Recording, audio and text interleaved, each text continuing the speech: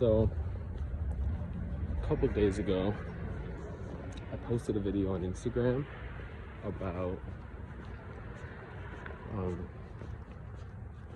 gratitude, focusing on positives in life, specifically just about like how the enemy likes to divert our attention to the worst things that are happening, to the one or two problems we have, as opposed to the 100,000 or 100,000 blessings all around us. And I just believe that's a fact of life. That's how it always is. We can just be so negative by default. So anyway, as I finished posting the video, I realized there was like 100 things I didn't say that I wanted to say, and I forgot to say probably about 50% of what I had originally planned to. So I thought I'd expand on it in this YouTube video. So I think I'm going to title this video "Focus on the Blessing."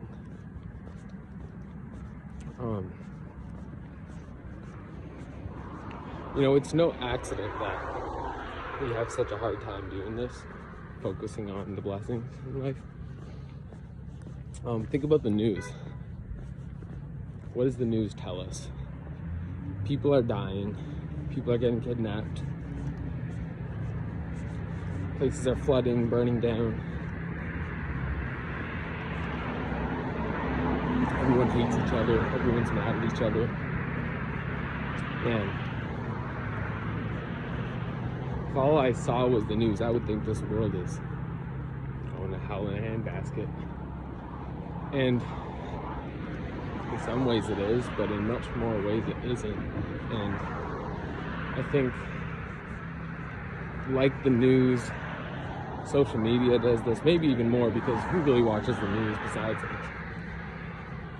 parents? Shout out to you parents watching this. But in the younger generation, like, just for everyone, it's social media, right? It's the things that get the most attention are the things that are negative, the things that are controversial, the things that bear bad fruit. That tells us that the people we disagree with are the devil and everyone on our side is good. It's like there's something inside of us that responds to negative emotion, and really what that is just our broken nature. Like we want to be riled up, we want to see things that will make us mad, that will make us upset. But think about how ridiculous that is. We want to see things that are going to make us upset. You know, I was reading this book, Winning the War in Your Mind, by Craig Groeschel, and he said something like along the lines of, I wonder how much the way we view the world is seeing what we expect to see instead of seeing what is actually there, what's happening. And if you want to see negative stuff, if you have the mindset of life is just happening to me and things are horrible all around us, you will see it. Whatever you look for, that's what you're going to find in this world. But if you think, you know, God's pretty good, God's given me a lot of things, God is very good, just to clarify, but whatever you look for is what you're going to find. Okay, so I'm really drifting from, well, I'm not drifting too much from topic, but after posting the video, these last couple days I've had to continuously remind myself of the video I made, like, you know, eating my own words, because I'm having a hard time focusing on the blessing. With this YouTube channel, I've had so much difficulty recording, I kind of got that figured out mostly, but now uploading, like I'm stuck on the second video. It won't upload. It keeps getting to 100%. After like 2 days, I should add 2 days of just running it all the time, it finally gets to the uploading process, and then it says failed to process, and then it just stops and it doesn't work, and I can't get it back, so I have to delete it and then try again. If I have a tech genius in here, a YouTube expert, feel free to solve my problems for me in the comment. But yeah, it's driving me insane, to be honest. And I'm writing a book right now on the book of Proverbs. It's called The Fear of the Lord is the Beginning of Wisdom. I should have focused that. And I feel stuck there. I feel stuck even with my Bible reading. Like, I feel like I'm reading so many different books at once that I don't feel like anything is really resonating with me that much. So it's like God's really testing me, I feel like. Really, I don't know, just like, I don't want to say making things difficult, but at least letting things be difficult. I'm gonna hold it with my left hand so my right hand doesn't freeze to death. So that's where I'm at. It's like, man, I just feel like my attitude has been very lacking. And especially after posting that video, I'm like, am I really going to say one thing and then just not back it up? So that's what I'm trying to do. I'm trying to improve on that front and focus on the blessing. So what do I mean when I say that? I'm switching again. I hate this. Well, kind of two things. One is focus on the blessing to come. That's a big one. You know, it's so easy to look at the future as, I rebuke that. Look at the future as cataclysmic,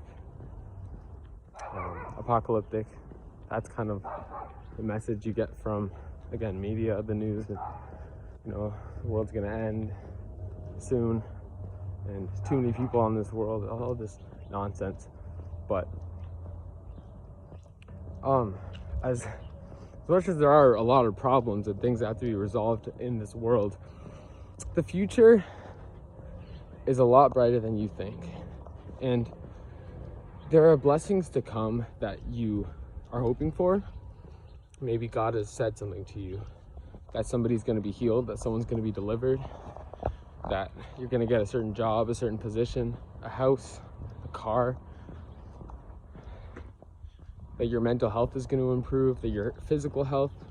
Like, man, there's a lot of things to look forward to, but there's also so many things that we don't even see coming that are coming. There's so many blessings that we wouldn't even imagine, maybe we wouldn't even ask for.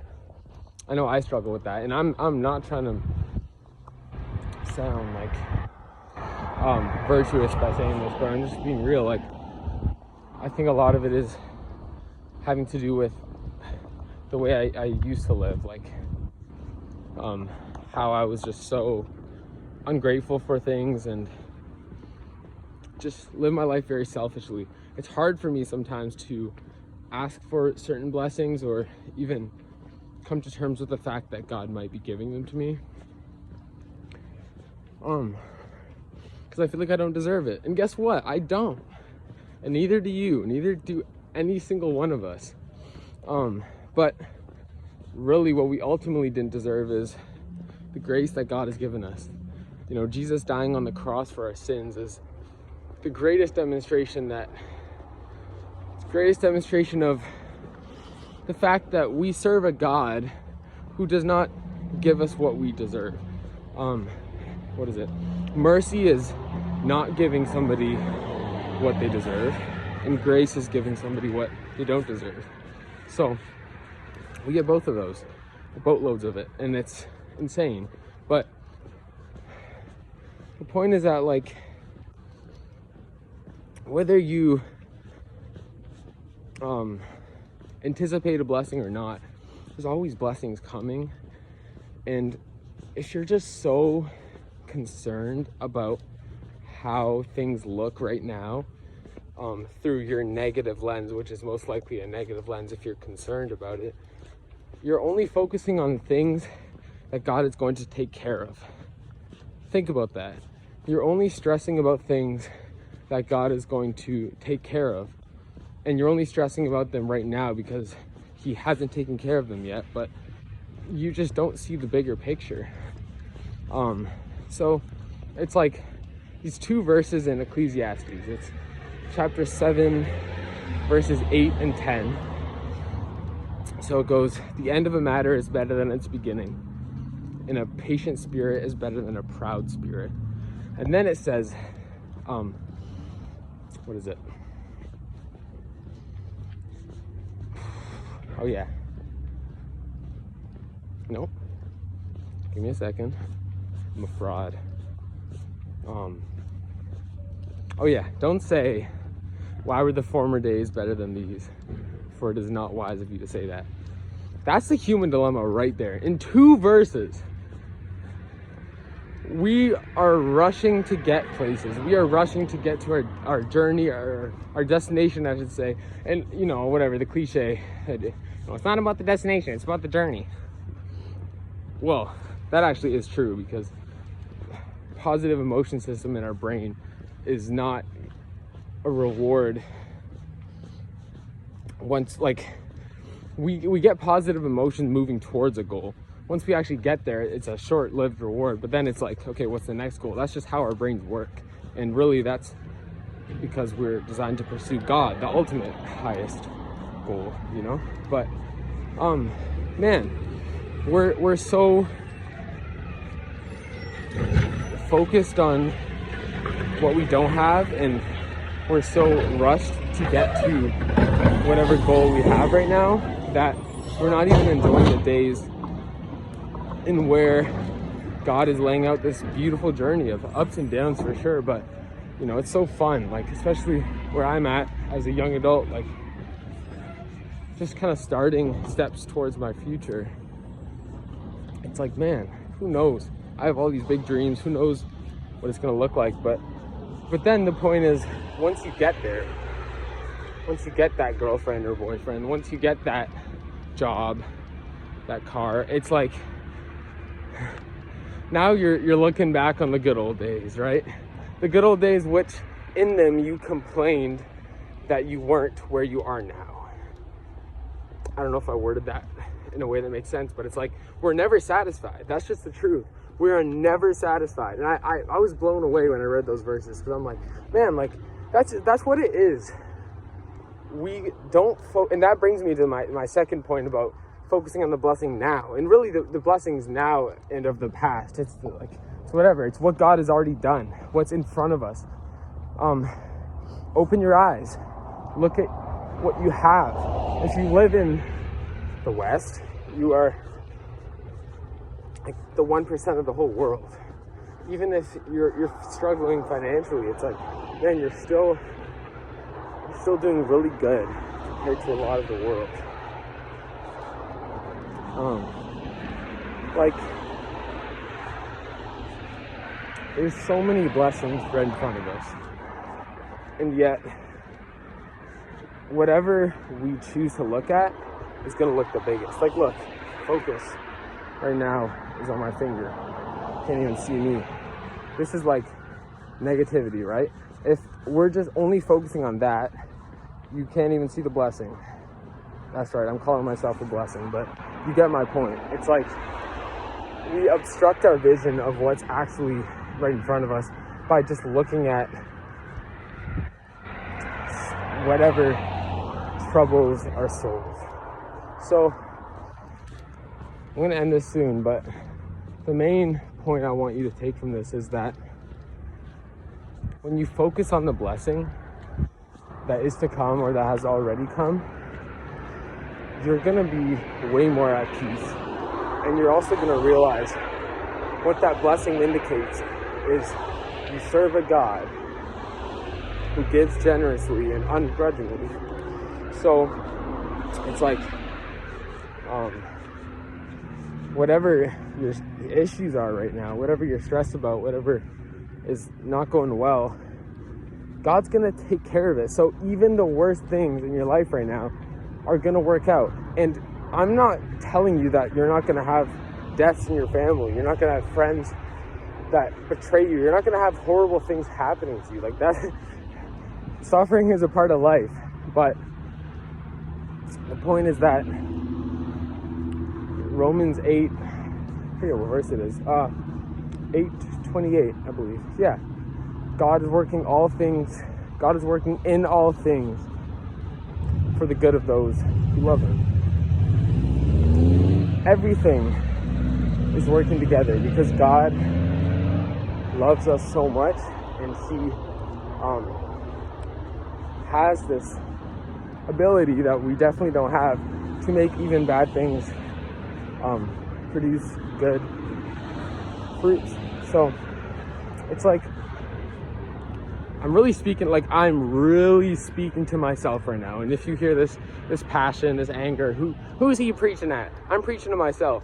But I hope you guys get something from this too, because the end of a matter is better than its beginning. So once I figure this YouTube stuff out, this video I think I'm just gonna upload with no editing, because I need something to upload something. It's been like over a month. But once I have that rolling, especially if it takes off, if I start a podcast, if my music eventually blows up, like, that's gonna be amazing. So it's so interesting that pride and patience are sort of contrasted. He says a patient spirit is better than a proud spirit. So he's saying when you're not patient, you're being proud. And that makes a lot of sense. That is actually very true, because if you think you deserve something now, the truth is, you don't deserve it in the first place, but you definitely don't deserve it now, and God is going to give it to you at the right time. So why are you worrying about what God is not giving you yet when you know God is going to give it to you? Or if he's not going to give it to you, he's going to give you something better. So it's like, just focus on the blessing, and you'll see God's nature reflected in how he blesses you. You don't have to worry about anything, and that's just the truth, right? In our day-to-day lives, God is there, and God is really just wanting you to focus on him, because he knows that your stress is going to go away, your depression is going to go away, your anxiety is going to go away when you finally just actually choose to trust him. That's the crazy part. He just wants to give you peace. He wants to give us peace, and yet we just resist it. No, I have to focus on something. I have to worry about this. What are we saying when we worry about things?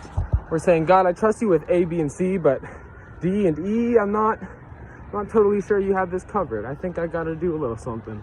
I'm not saying just sit back and do nothing with your life. You should definitely do things with your life, but you do what you can. You do what God calls you to do, and the rest you leave up to his hands. Like, you don't control your life. You don't control life, I should say. You kind of control your life, but you also kind of don't. So if you're taking control of the things that you can control, and then the rest leaving it to God, with faith, that's the big one. Faith that he's going to work all things for your good. That's the key to a happy life, guys. Like, I'm just telling you. And once you get there, once you get that blessing that you're worried about getting right now, don't look back and say the days before were better, because it's definitely not wise. And it's not just not wise because that's just illogical, because right then you were saying that the days to come are going to be better, so it's dumb. But it's also not wise because it's just going to harm you. It's just going to impair your vision of seeing life through the lens that God wants you to see it. And it's also going to impair your happiness, your ability to appreciate things. final statement that I forgot to say in my Instagram video, and I almost forgot to say here. The more you appreciate a good day when it comes, the more likely you are to have another good day the next day. Even if it's not as good a day on the surface, your attitude's in the right place. And 90% of how good our days are, our lives are, it's attitude. One of the best days for me end off with me just feeling bad for no reason. I just start focusing on things and, oh, I should have done this better, I should have done that. It's like, what the heck? Just appreciate the good days when they come, and that is how more good days are going to be more likely to come. So thank you for listening. I hope that the audio is okay, but I'm going to try to upload this on my phone because my Mac is my worst enemy right now. Next to Satan, not number one, he's number two. So yeah, God bless you. Thank you for listening to this. I hope that you are able to have a more positive view of the world, even if just today, but just keep reminding yourself of that. You have to keep yourself in check, just like I have to keep myself in check, that there's much more we can be grateful for than complain about. Always. Life is always like that. So whatever you're going through, God's with you, and things are going to work out. So keep your head up. Keep your eyes on the prize. Listen to 828 by Lecrae. It's a great song. Yeah. I hope you have a great rest of your day, rest of your week, and God bless you.